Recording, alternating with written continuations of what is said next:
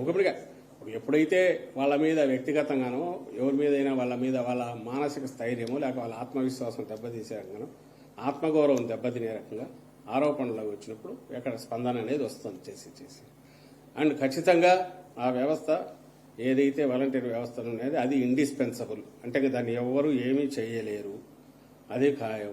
ఎందుకంటే దాని అవసరము దానివల్ల ఉపయోగం రెండు కూడా ఎస్టాబ్లిష్ అయిపోయాయి 4 ఏళ్లలో. అండ్ ఖచ్చితంగా మేము మళ్ళీ జగన్మోహన్ రెడ్డి గారు ఇప్పటికంటే ఇంకా మరింత మెరుగైన మెజారిటీతో ప్రమాణ స్వీకారం చేశాక అక్కడ ఎక్కడెక్కడ ఏవేవి ఉన్నాయో ఫిల్ చేయడము, దాన్ని మరింత ఎఫిషియెంట్గా వాడుకోవడం అనేది జరుగుతుంది. కాబట్టి ఆ భరోసా కూడా వాలంటీర్లందరికీ ఉంది. బట్ వాలంటీర్ అనేది బేసికల్లీ మనం అవునన్నా కాదన్నా that is a volunteer job. అది అందులోనే ఆ నిర్వచనంలోనే ఉంది, దాని ఆ పేరులోనే ఉంది, దాని డెఫినేషన్లోనే వాలంటీర్. అండ్ ఇచ్చేది కూడా పారితోషికం తప్ప that is not salary. And వాళ్ళ బాధ్యతలు కూడా మోర్ స్వచ్ఛందంగా చేసేవి.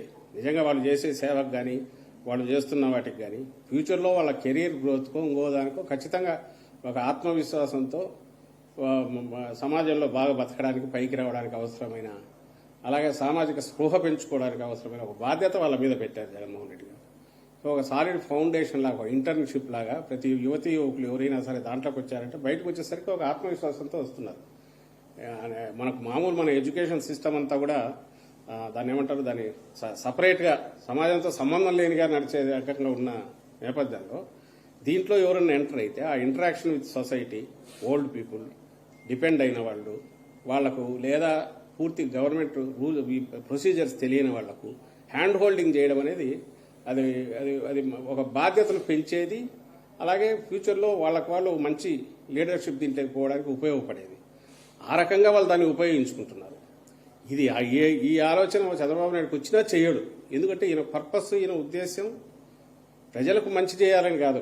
నిజంగా ప్రజలకు మంచి చేయాలనే ఉద్దేశం అయితే ఇప్పుడు వచ్చిన 3 అవకాశాలు తనకు. ఫస్ట్లో దొంగ దెబ్బ కొట్టి తెచ్చుకునే అవకాశం, తర్వాత 2 సార్లు వేరే వాళ్ళ మీద డిపెండ్ అయ్యి అధికారంలోకి వచ్చిన తర్వాత ఎప్పుడైనా సరే తన ప్రయత్నం చేసేవాడు. ఆయనకి ఎంతసేపు ఉన్నా ఎన్నికల సమయానికి ఏదో ఒక రకంగా చేసి బయటపడడం, ఆ తర్వాత దోచుకోవడం, మొత్తం అన్ని రకాలుగా మళ్ళీ ఎన్నికలు వచ్చేసరికి కొత్త పొత్తులతో ఎంటర్ కావడం, మళ్ళీ కొత్త డ్రామాలు వేసుకోవడం అనేది చేస్తున్నాడు. కాబట్టి ఆయన కలలో కూడా ఇలాంటి సిస్టమ్ను ఊహించలేడు, ఇలాంటి వ్యవస్థను నిర్మించలేడు, ఇలాంటి సర్వీసులు డోర్ స్టెప్ దగ్గరికి తీసుకుపోలేడు. డొల్ల మాటలు మాట్లాడతాడు. రేపు కూడా ఆయన వస్తే ఎట్లుంటాడనేది 14-19 ఎట్లా గుర్తుందో, వస్తే ఎట్లుంటుంది అనేది ఈ 2-3 రోజులు కూడా తన దెబ్బ కొట్టడం ద్వారా ప్రజలకు చూపించినాడు.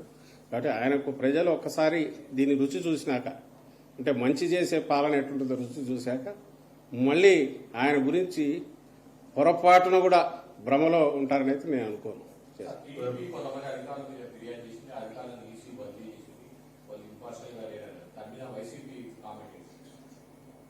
2 రకాలుగా దీన్ని చూస్తున్నాం. ఒకటి, టీడీపీ ఎందుకు పురంధేశ్వరి వాళ్ళ ముందు నుంచి ఈయన వదిన గారు ఆమె రాస్తూనే ఉన్నారు. వీళ్ళంతా ఒక దీనిలాగా ఫామ్ అయిపోయి ఏమంటారు, కూటమి ఎన్డీఏ అనేది ఆ సెటప్ 10 వేరుగా ఉన్నది. దానికి ముందు నుంచి లోపాయికారిగా ఉండేది, ఫుల్ ఫ్లెడ్జ్గా కలిసి చేస్తున్నారు. టీడీపీ బీజేపీలో ఉన్న టీడీపీ నాయకులు ఎవరైతే ఉన్నారో వాళ్ళ ద్వారా చంద్రబాబు చేయిస్తున్నాడు. ఆమె పెడుతున్నారు పిటిషన్లు, ఈసీ కంప్లైంట్లు. కానీ అక్కడ నిజంగా వాళ్ళు చెప్పిన ఈ రోజు నేను ఏదో చూశాను, పెద్ద బ్యానర్ 20 మంది ఎస్పీల మీద రాసేసింది ఆమె. ఈ లెక్కన మోడీ గవర్నమెంట్లో పైనుంచి కిందికి ఉండే వాళ్ళందరూ బీజేపీ తొత్తులై ఉండాలా వాళ్ళు ఎవరో, లేదా బీజేపీ రూల్ స్టేట్స్లో ఉండే వాళ్ళంతా వాళ్ళ తొత్తులై ఉండాలా. అసలు అంటే ఏం రాస్తున్నారో, ఆమె మంత్రిగా కేంద్ర మంత్రిగా పనిచేశారు. సరే, ఈ చంద్రబాబు నాయుడు అయితే అంతకుముందు సీఎంగానే చేశాడు. ఖచ్చితంగా ఎక్కడన్నా ఉంటే ప్రతిపక్షాలకు దానికి సంబంధించిన కంప్లైంట్ ఇవ్వడము దాంట్లో తప్పులేదు. అలాగే ఒకసారి ఎన్నికల కమిషన్ పరిధిలోకి వ్యవస్థలు వెళ్లిన తర్వాత అధికార పక్షమైన ప్రతిపక్షమైన ఈవెన్ ప్లే గ్రౌండ్ ఇది ఉండాలి. కాబట్టి ఖచ్చితంగా బాధలు ఏమంటే చెప్పుకోవడం తప్పులేదు. అయితే నాకు అర్థం కాని విషయం ఏంటంటే 100కు 100%, 90% ఎక్కడ ఎవరికైనా దీనిలాగా పనిచేసే వాళ్ళ మాట విని చేసే వాళ్ళు ఎందుకుంటారు, ఎక్కడ ఉంటారు? అట్లా ఉంటే ఏ వ్యవస్థ అయినా బతుకుతుందా, ఇంతకాలం ఉంటుందా?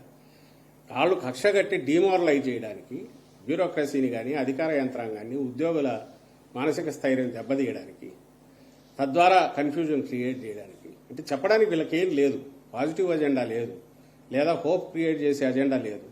అందుకని ఇలాంటివి తప్పుడు ఎత్తులేసి రాస్తున్నారు. ఈసీ మీద కూడా ప్రెజర్ చేస్తున్నారు, వాళ్ళు లొంగిపోతున్నారు. ఇప్పుడు నిన్న ఆఫీసర్లు ట్రాన్స్ఫర్ చేశారు. ఏ రీజన్ కింద చెప్పిండాల్సింది. ఒక్కటి వాళ్ళు చెప్పగలేదు చిలకలూరుపేట పిఎం సభ. నాకు తెలియక అడుగుతాను, వాళ్ళది ఎస్పీజీ ఇదేదో ఉంటుంది వాళ్ళది సంబంధించినంత పిఎం సెక్యూరిటీ గ్రూప్ వాళ్ళు వచ్చిన తర్వాత వాళ్ళ హ్యాండ్ ఓవర్లో ఉంటుందా, వాళ్ళ మైక్ సిస్టమ్ ఫెయిల్ అయింది అని ఇంకోటి అంటే స్టేట్ పోలీస్ని అలౌ చేస్తారా? మీకు రిపోర్టర్లకు మీడియాకు తెలుసు, ప్రజలకు తెలుసు.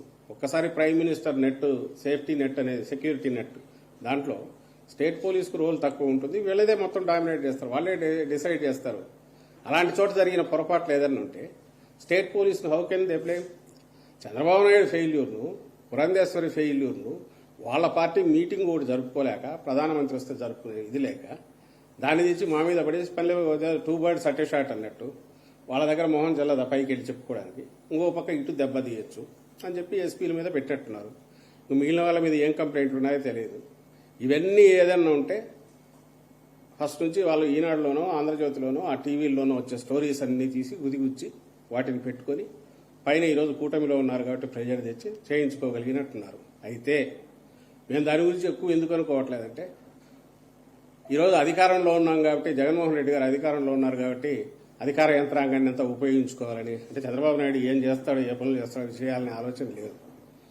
అధికారంలో ఉన్న ఏదైనా ఎన్నికలు వచ్చేసరికి ప్రజలు డిసైడ్ చేస్తారు.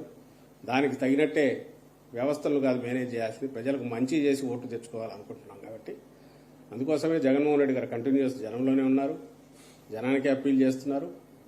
పూర్తిగా మంచి చేసినా నమ్మితేనే ఓట్లు వేయండి అని అడుగుతున్నారు తప్ప అధికారుల మీద వ్యవస్థల మీద నమ్మకం లేదు కాబట్టి మమ్మల్ని అయితే అదేమీ చేయలేదు. వీళ్ళ ఒక రకంగా రేపు వీళ్ళకి అనడానికి కూడా ఉండదు, ఏదో అధికార వ్యవస్థలను వాడుకున్నారు ఇది చేసినారు అనడానికి కూడా ఉండదు.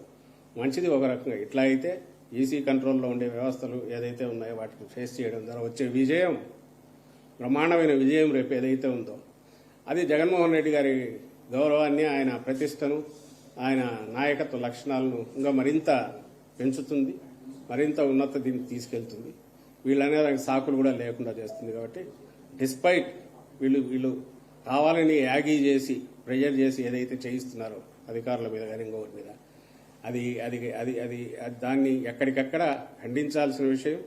అది తప్పుడు ఇవి వాటిని అసలు ఈసీ పరిగణలోకి తీసుకోకుండా ఉండాల్సింది. ఒకవేళ తీసుకొని ఉంటే ఏ రీజన్ మీద చెప్పి ఉండాల్సింది.